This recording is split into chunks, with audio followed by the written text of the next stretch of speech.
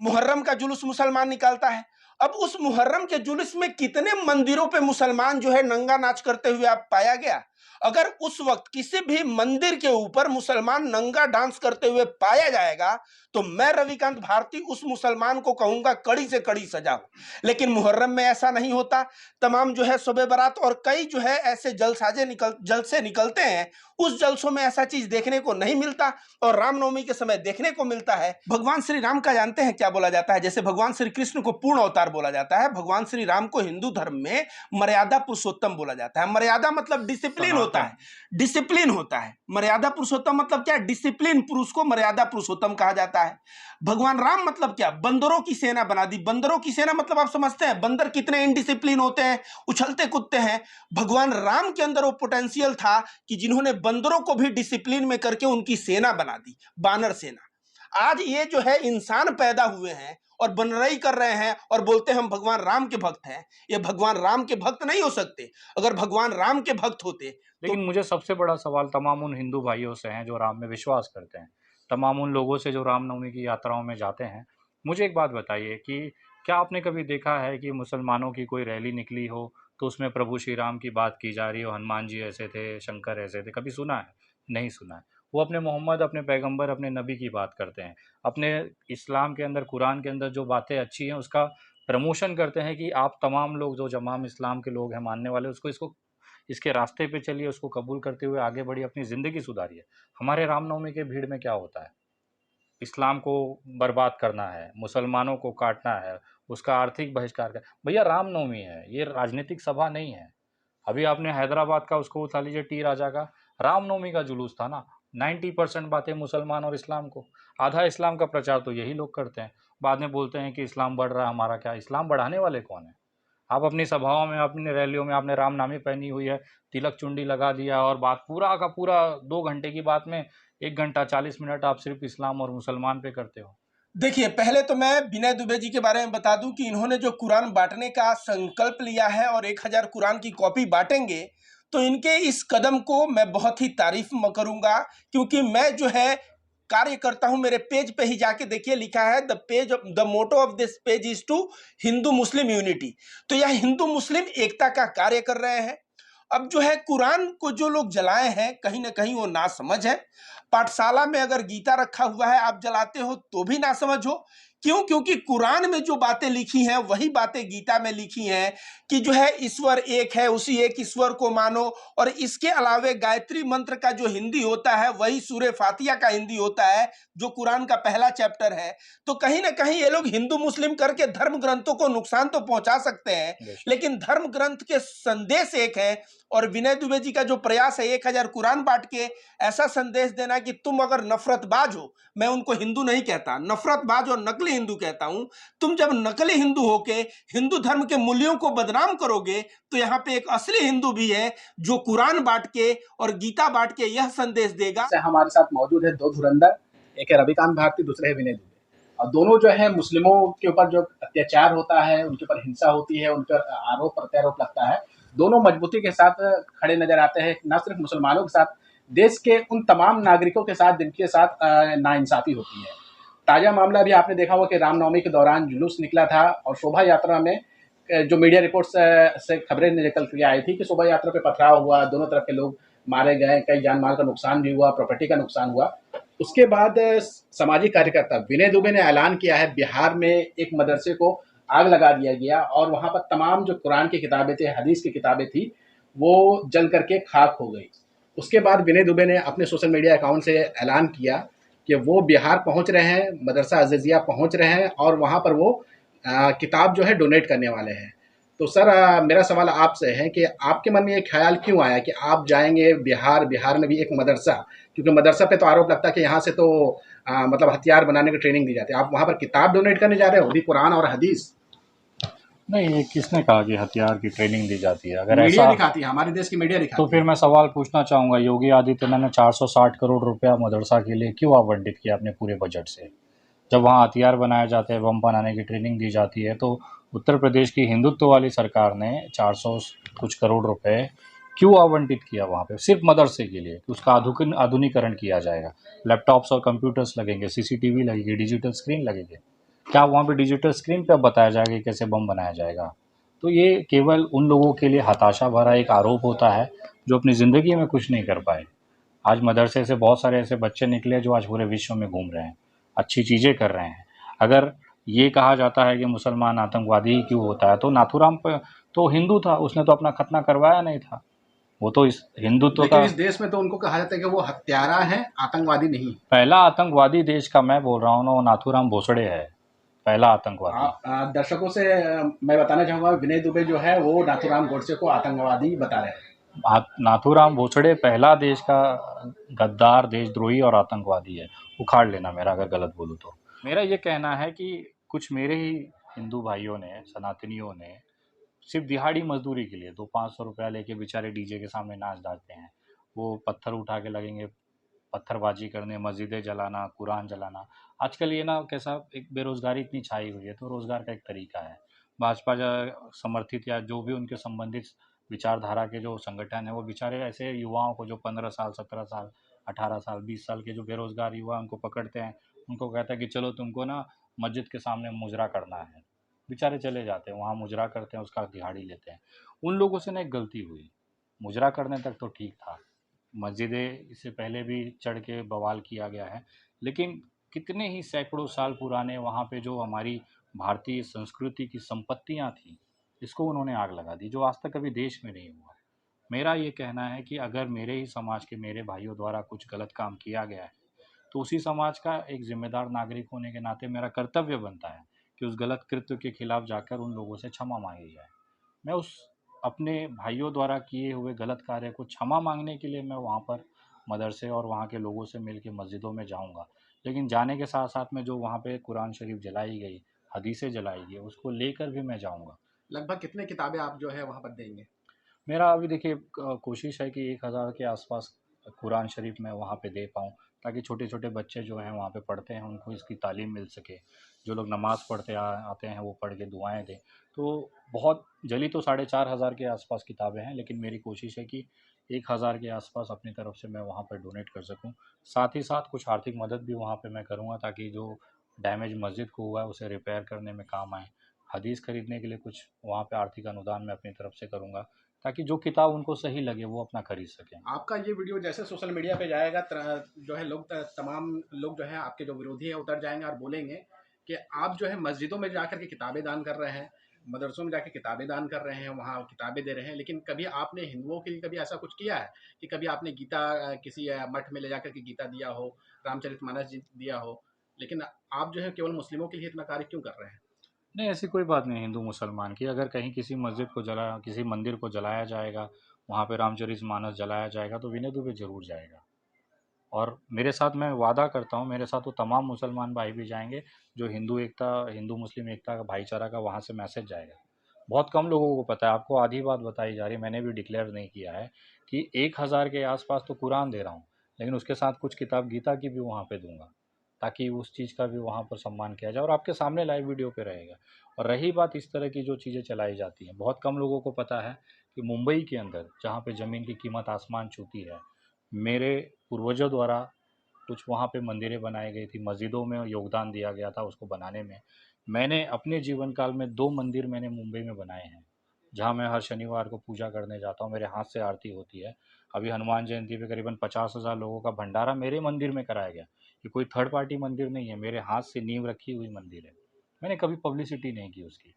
मैं अगर मुझे इतना ही मुसलमानों से और इस्लाम से प्यार होता तो मस्जिदें बनाता। मैंने 2 मंदिरें क्यों बनाई, माता काली की मंदिर है, उसके बाद में हनुमान जी की मंदिर है, शनि भगवान की मंदिर है। तो ये मेरा अपना धर्म है, मैं अपने धर्म पे पहले सम्मान करता हूँ, और अपने धर्म का अभिमान है और दूसरे धर्मों का सम्मान है, तो मुझे यही सिखाया है। आप जो इतना भंडारा कर रहे हैं और इतना पुण्य का काम कर रहे हैं, तो आपके पास पैसा कहाँ से आता है? आपको फंडिंग होती है क्या कहीं से? हाँ, नरेंद्र मोदी जी 1 करोड़ रुपया महीने का भेजते हैं मुझे। मेरा असली फंडिंग तो नरेंद्र मोदी जी के पास है। एक सवाल और आप दोनों से है। जो देश के तमाम वो नफरती चिंटू जो है वो अब सवाल आपसे करेंगे कि आप लोग जो है इस्लाम कब कबूल कर रहे हैं, या फिर पहले से ही मुसलमान हैं और उसके बाद फिर हिंदू बन करके मतलब ढोंग करते हैं? देखिए, एक चीज़ एक इस पे मैं क्लियर कर दूं, क्योंकि लोग मुझे बोल लीजिए, कहते बोल हैं कि लीजिए। वो क्या विनय खान। विनय खान, मुसलमान, हाँ, हाँ, और ये सब मुसलमान। चीज़ें।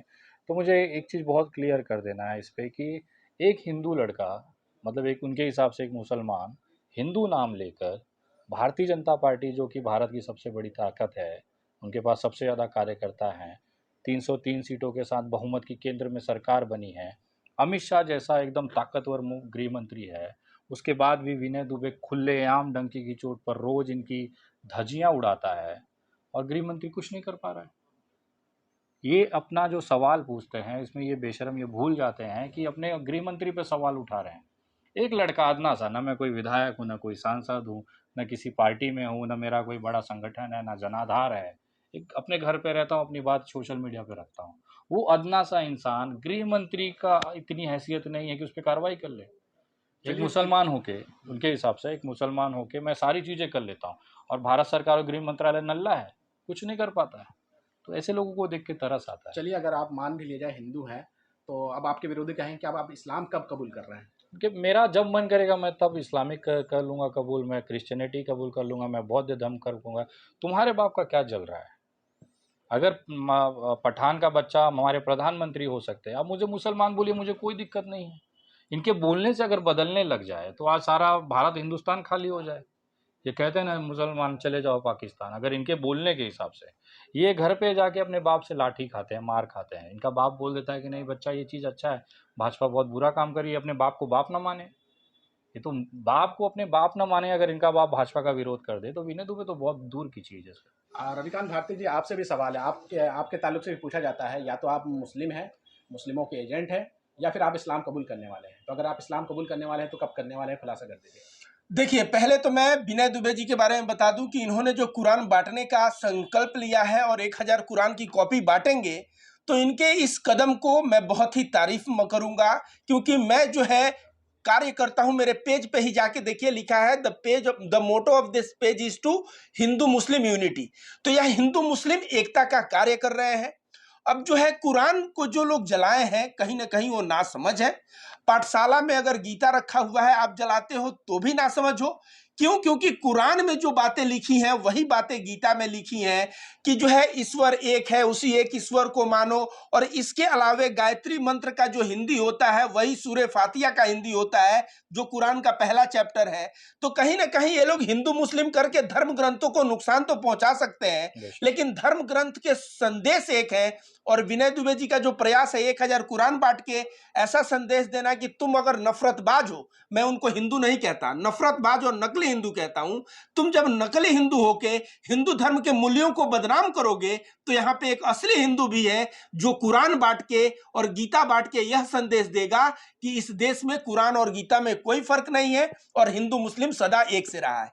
जहां तक आप बात कर रहे हैं कि रविकांत भारती आप इस्लाम कब कबूल रहे हैं, तो ऐसा बात करने के पहले मैं ये आपको बता दूं कि मेरा आवाज जो है ना, हर एक बार विक्टिम के लिए उठता है। मुबारकपुर में कांड हुआ तो मेरा आवाज विक्टिम के लिए उठा। जब भी कोई कांड होता है तो मैं आवाज उठाता हूं। अब कभी मुझे लोग आरजेडी का दलाल कहते हैं, कभी एमआईएम पार्टी का दलाल कहते हैं, कभी कहते हैं मुसलमानों का पक्ष लेता है, कभी कहते हैं यादवों का पक्ष लेता है, कभी तो कहते हैं कि यह जो है दलितों का पक्ष लेता है।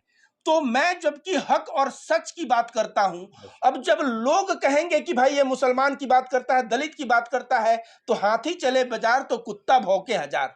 इनको भौंकने दीजिए। और मैं जो धर्म के मूल्य पे चल रहा हूं, मेरे दिमाग में बहुत शांति है और यही कार्य करते करते मैं मरूंगा। जहां तक बात रही, आप बोल रहे हैं इस्लाम कबूल करने की, तो मुझे इस्लाम कबूल करने की जरूरत नहीं है। एक सच्चा हिंदू जो होता है ना, वो सही मायने में सभी धर्म का कद्र करता है। जब हमारा धर्म कहता है ईश्वर का नाम अल्लाह भी हो सकता है, ईश्वर का नाम परमेश्वर भी हो सकता है, परमपिता परमेश्वर हो सकता है, भगवान शंकर हो सकता है, वासु शक्ति हो सकता है, आदित्य शक्ति हो सकता है, तो हमारे जो धर्म में एक ईश्वर के कई नाम हैं। तो आप कुछ भी कहिए, रामकृष्ण परमहंस हिंदू थे कि नहीं, आप बताइए। विवेकानंद के गुरु हिंदू धर्म के बड़े सन्यासियों में आते हैं। उनका कहना है जो तो मत तो पथ। इसका मतलब होता है जितना मत है ईश्वर के पास पहुंचने के लिए उतना रास्ता है। कोई कुरान के माध्यम से अल्लाह के पास पहुंचे, हम जो है ध्यान साधना पूजा पाठ के माध्यम से हम परमपिता परमेश्वर के पास पहुंचे। जितना जो है मत अलग हो सकता है, लेकिन पहुंचने का रास्ता हमें, कहते हैं ना, ये जो नदी है घाट बहुत तेरे हैं और नदी एक है। तो धर्म के जो मूल्य हैं उस मूल्य पे चलना हमारा कार्य है। और लोगों को कहने दीजिए रविकांत भारती जो है ये इस्लाम कब कबूल करेगा, विनय दुबे जो है, विनय खान है, ये इस्लाम कब कबूल करने, यह लोगों के बातों में मत पड़िए। हम लोगों के आचरण और हम लोगों के चरित्र से आप समझ जाइए कि असली हिंदू हम लोग हैं कि वे हैं। एक सवाल जो है आप लोग दोनों से है, जिस प्रकार से रामनवमी के मौके पर शोभा यात्रा के दौरान अलग अलग राज्यों में हिंसा हुई है, झड़पें हुई है, क्या लगता है इसके पीछे कोई राजनीति छुपी हुई है क्या? देखिए, रामनवमी का जहां तक बात है, यह पूरी की पूरी राजनीति हो रही है। ठीक है, आप पत्रकार महोदय, दो बातें मैं आप लोगों के सामने क्लियर करना चाहता हूं। बहुत लोग कहते हैं कि रामनवमी निकलता है तो बोला जाता है मस्जिद के रास्ते से नहीं जाना है। बहुत लोग कहते हैं कि सरकारें ऐसी ही कि रामनवमी का जुलूस निकलता है तो वहां कहा जाता है कि जब इफ्तियार का टाइम हो उसके पहले ही 2 घंटा वहां से गुजार देना है। हिंदुस्तान में ऐसा लिमिटेशन क्यों? तो मैं कह दूं, देखिए, प्रेम की जहां तक बात आती है वहां लिमिटेशन नहीं रहता।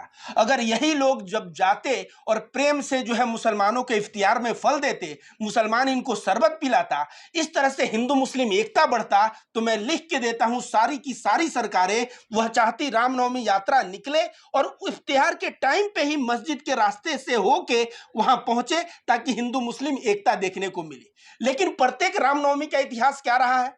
ये लोग मंदिर पे चढ़ के, मस्जिद पे चढ़ के नंगा डांस करेंगे। एक बंदा को तो देखा तलवार से ऐसे मार रहा था मस्जिद के गुंबद को।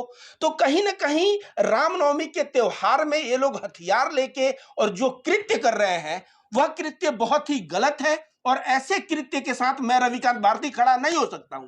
लेकिन फिर भी कह दूं, रामनवमी निकालना संविधान अगर अधिकार देता है तो निकाला जाए, लेकिन संविधान के दायरे में। अगर संविधान का दायरा क्रॉस हो तो जिस तरह से कुड़की जब्ती हो रहा है बिहार में, बजरंग दल के वो लोग आके सरेंडर कर रहे हैं, तो उसका परिणाम यही होगा। लेकिन आप तो जो है वो कह रहे हैं कि चलिए एक पक्ष की आप बात उठा रहे हैं, लेकिन दूसरे पक्ष की तरफ से कुछ पत्थर चले हैं, उसके बारे में आप क्या बोलना चाहेंगे? देखिए, दूसरे पक्ष के तरफ से जो पत्थर चले हैं, हर वक्त यही होता है कि मुसलमानों के तरफ से पत्थर चला, मुसलमानों के तरफ से पत्थर चला। ये जो है बहुत फालतू होते हैं, पत्थरबाज होते हैं। कश्मीर में तो आर्मी पे पत्थर चलाते हैं। इस तरह से जो पत्थरबाजी की बात आती है, होली के समय यह पत्थरबाजी की बात क्यों नहीं आती, दिवाली के समय क्यों नहीं आती, और इसके अलावे जो है और कई जो है रैलियां निकलती हैं उसमें क्यों नहीं आती? यह रामनवमी के समय क्यों होता है? अगर रामनवमी के समय जो असामाजिक तत्व हैं वो जाके वहां पे जब लगेंगे हुड़दंगाई करने, तो जवाब में वहां पे पत्थर चल जाएगा। तो और क्या आप पत्थर इसको सपोर्ट करते हैं कि नहीं, मैं नहीं सपोर्ट करता हूं। मैं तो कहता हूं कि अगर पत्थर चल रहा है तो उस वक्त मुसलमान समुदाय अपने घर में चला जाए। अगर घर के दरवाजे तोड़ दिए जाएं, उनके साथ गलत हो, तब तो सेल्फ डिफेंस में कर ही सकते हैं। तो कहीं ना कहीं जो पत्थरबाजी हो रहा है, मैं कहूंगा उन लोगों को जो है सब्र रखने की जरूरत है, क्योंकि भारत में संविधान है और वो गलत कर रहे हैं। तो मैं एक सुझाव दूंगा भारत के मुसलमानों को, प्रत्येक मस्जिद और मजार पे सीसीटीवी कैमरा लगा के रखो, और अगर ये लोग उपद्रव करें आप घर में घुस जाओ, और दूसरे दिन जो है वो सीसीटीवी फुटेज लेके पहुंचो थाने, और तब इन सब के ऊपर एक्शन होगा। तो इन लोगों को समझ आ जाएगी कि मुसलमानों के एरिया में जाके हुड़दंगई करने का क्या परिणाम होता है। अब ठीक उसी तरह से ऐसा मानिए कि मुसलमान शोबे बारात निकालता है, मुहर्रम का जुलूस मुसलमान निकालता है। अब उस मुहर्रम के जुलूस में कितने मंदिरों पे मुसलमान जो है नंगा नाच करते हुए आप पाया गया? अगर उस वक्त किसी भी मंदिर के ऊपर मुसलमान नंगा डांस करते हुए पाया जाएगा तो मैं रविकांत भारती उस मुसलमान को कहूंगा कड़ी से कड़ी सजा हो। लेकिन मुहर्रम में ऐसा नहीं होता। तमाम जो है शोबे बारात और कई जो है ऐसे जलसे निकलते हैं, उस जलसों में ऐसा चीज देखने को नहीं मिलता और रामनवमी के समय देखने को मिलता है। तो मैं यही कहूंगा कि रामनवमी के समय सरकार को सजग रहने की जरूरत है, साथ साथ मुसलमानों को सीसीटीवी मस्जिद और बाजार पे लगाने की जरूरत है, ताकि जो भी दोषी हो उनको चुन चुन के संविधान सजा दे। आपका क्या कहना है कि इसके पीछे क्या राजनीति क्या हो सकती है? देखिए, बेसिकली रामनवमी क्योंकि पे राजनीति तो हो रही हुड़दंगे, है, दोनों साइड से राजनीति हो रही है, तमाम पार्टियां राजनीति कर रही देखिए शुरुआत करने वाली मुझे ऐसा लगता है कि जिस राज्य में भारतीय जनता पार्टी नहीं होती वहीं पे ये दंगे होते हैं। ये सबसे बड़ा सवाल खड़ा करता है।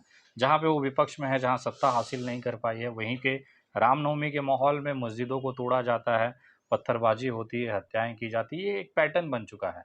पिछले साल हुआ था खरगोन के अंदर, मध्य प्रदेश में सरकार थी, उसके बावजूद भी वहाँ किया गया। यहाँ पर भी वो हालात थे कि इस समय अभी अभी आरजेडी और इनका जेडीयू गठबंधन हुआ तो एक गुस्सा उनको निकालना था। लेकिन मुझे सबसे बड़ा सवाल तमाम उन हिंदू भाइयों से हैं जो राम में विश्वास करते हैं, तमाम उन लोगों से जो रामनवमी की यात्राओं में जाते हैं। मुझे एक बात बताइए कि क्या आपने कभी देखा है कि मुसलमानों की कोई रैली निकली हो तो उसमें प्रभु श्री राम की बात की जा रही हो, हनुमान जी ऐसे थे, शंकर ऐसे थे, कभी सुना है? नहीं सुना है। वो अपने मोहम्मद, अपने पैगंबर, अपने नबी की बात करते हैं। अपने इस्लाम के अंदर, कुरान के अंदर जो बातें अच्छी हैं उसका प्रमोशन करते हैं कि आप तमाम लोग जो जमाम इस्लाम के लोग हैं, मानने वाले, उसको इसको इसके रास्ते पे चलिए, उसको कबूल करते हुए आगे बढ़िए, अपनी ज़िंदगी सुधारिए। हमारे रामनवमी के भीड़ में क्या होता है? इस्लाम को बर्बाद करना है, मुसलमानों को काटना है, उसका आर्थिक बहिष्कार कर। भैया रामनवमी है, ये राजनीतिक सभा नहीं है। अभी आपने हैदराबाद का उसको उठा लीजिए, टी राजा का रामनवमी का जुलूस था ना। 90% बातें मुसलमान और इस्लाम को, आधा इस्लाम का प्रचार तो यही लोग करते हैं। बाद में बोलते हैं कि इस्लाम बढ़ रहा है, हमारा क्या? इस्लाम बढ़ाने वाले कौन है? आप अपनी सभाओं में, अपनी रैलियों में आपने रामनामी पहनी हुई है, तिलक चुंडी लगा दिया और बात पूरा का पूरा 2 घंटे की बात में 1 घंटा 40 मिनट आप सिर्फ इस्लाम और मुसलमान पे करते हो। एक गाजियाबाद का साधु है, सन्यासी है ना, महादेव का भक्त है, दुर्गा का पूजा करता है, तो भैया आप ये बताइए ना कि महादेव की पूजा करने से क्या फ़ायदा होने वाला है, हम उसको क्यों फॉलो करें, सनातन को कैसे बढ़ाया जाए, सनातन को बढ़ाने के लिए हमें क्या क्या करना चाहिए। वहाँ बात होती है कि हमें कुरान को चलाना है, कुरान में लिखे हुए आयतों को सादा मुझे ऐसा लगता है कि सबसे ज़्यादा आयतें कुरान की तो इन्होंने ही पढ़ी है। इनको कैसे पता चलता है कि ये सूरा, ये पैगाम, ये पेज पे, ये नंबर पे ये लिखा हुआ है? इन्होंने पढ़ा होगा तभी तो पढ़ा होगा ना। इनको, मैं तो आज तक कुरान नहीं पढ़ी है, मैं सिर्फ बेसिकली उसकी जानकारी देखता हूँ। जब मैं डिटेल में पढ़ूंगा तब ना मुझे पता चलेगा कि 540वें पेज के 5वें पैराग्राफ में दूसरे लाइन में ये लिखा है। तो सोचिए, ये जो लोग अपने आप को हिंदुत्व का कट्टर मानते हैं, दरअसल इन्होंने पूरी कुरान की किताब पढ़ी हुई है, उसमें लिखे हुए चीज़ों को मिसगाइड करके आप तक पहुंचाते हैं। और मैं थोड़ा पूरा जोड़ना बदल देता चाहूंगा, हूँ। संदर्भ बदल देते हैं। और जो विनय जी बोल रहे हैं, मैं पूर्ण रूप से सहमत हूं। भगवान श्री राम का जानते हैं क्या बोला जाता है? जैसे भगवान श्री कृष्ण को पूर्ण अवतार बोला जाता है, भगवान श्री राम को हिंदू धर्म में मर्यादा पुरुषोत्तम बोला जाता है। मर्यादा मतलब डिसिप्लिन होता है, डिसिप्लिन होता है। मर्यादा पुरुषोत्तम मतलब क्या? डिसिप्लिन पुरुष को मर्यादा पुरुषोत्तम कहा जाता है। भगवान राम मतलब क्या? बंदरों की सेना बना दी। बंदरों की सेना मतलब आप समझते हैं बंदर कितने इनडिसिप्लिन होते हैं, उछलते कूदते हैं। भगवान राम के अंदर वो पोटेंशियल था कि जिन्होंने बंदरों को भी डिसिप्लिन में करके उनकी सेना बना दी, बानर सेना। आज ये जो है इंसान पैदा हुए हैं और बनरई कर रहे हैं और बोलते हैं हम भगवान राम के भक्त हैं। ये भगवान राम के भक्त नहीं हो सकते। अगर भगवान राम के भक्त होते तो मैं बार बार कहता हूं, भगवान राम ने क्या कहा भरत जी को कि तुम राजा बन, तेरे लिए तेरा बड़ा भाई जो है तुझे राजा बनाने के लिए जा रहा है बनवास। तो राम बनवास चले जाते हैं छोटे भाई को राजगद्दी देने के लिए, और हिंदू मुस्लिम भाई भाई हम लोग नारा लगाते हैं और मुसलमानों को हम गाली गलौज कर रहे हैं भगवान श्री राम के नाम को लेके। भाई मुसलमानों की अगर तारीफ करो, उनसे प्यार करो, तब तुम भगवान श्री राम के फॉलोअर हो। तुम अगर मर्यादा में हो तब तुम भगवान श्री राम के फॉलोअर हो। तुम जो है बानरों की सेना मतलब इनडिसिप्लिन लोगों को भी डिसिप्लिन में कर दो, तब तुम भगवान श्री राम हो। ऐसे भगवान श्री राम का नाम लेके और बनरई करना, उछल कूद करना, उपद्रव करना, यह भगवान राम को ये लोग बदनाम कर रहे हैं। और पत्रकार महोदय लिख लीजिए, ये लोग हिंदू हो नहीं सकते, क्योंकि सच्चा हिंदू और जो धर्म पे मूल्यों पे चलने वाला हिंदू होगा, उसका कृत्य कभी भी इतना घिनौना और गंदा हो नहीं सकता। इसमें आपको एक चीज मैं बता दूं, आगरा में एक लड़का पकड़ा गया, मुसलमान लड़का, वो जो है गौकसी किया था, गाय काटा था, रामनवमी के दिन काटा था। पुलिस के पूछताछ में आया कि वहां पे हिंदू महासभा के नेता जो है उसको पैसा देके जो है बुलाए थे गाय काटने के लिए। सोचिए, अब जब वहां गाय कट जाती है तो हिंदू महासभा के ये नेता वहां पहुंच के माहौल गर्म करने का प्रयास करते हैं, लेकिन पुलिस ने उन मुसलमानों को धर दबोचा। और जब उनसे पूछा गया तो उन लोगों ने नाम ले लिया कि हिंदू महासभा का फला फला नेता हम लोगों को पैसा दिए और ऐसा कार्य करवाए। ये मैं नहीं कह रहा हूं, ये न्यूज में आया है, आगरा का कांड है। तो इस तरह का नीच हरकत करके लोग कहते हैं हम हिंदू महासभा के हिस्सा हैं। यह लोग हिंदू है ही नहीं, क्योंकि हमारा हिंदू धर्म ऐसा नहीं है। और विनय जी, और हमको खान कह लो, मुसलमान कह लो, इस्लाम कबूल करना कह लो, आज एक मैं भविष्यवाणी कर देता हूं, लिख लीजिए पत्रकार महोदय। आज से साल 2 साल बाद अड़गड़ानंद महाराज जी, देवरहुआ बाबा, या जितने भी ऐसे सन्यासी हैं जो प्रेम को प्रमोट करते हैं, जो गीता की बातें करते हैं, उन सभी सन्यासियों को ये जो नकली नफरती ये लोग हैं, यह बोलेंगे मुसलमान है तो यह देश के गद्दार हैं। क्यों? क्योंकि ये लोग प्रेम की बात करते हैं और प्रेम की भाषा इनको समझ में नहीं आती।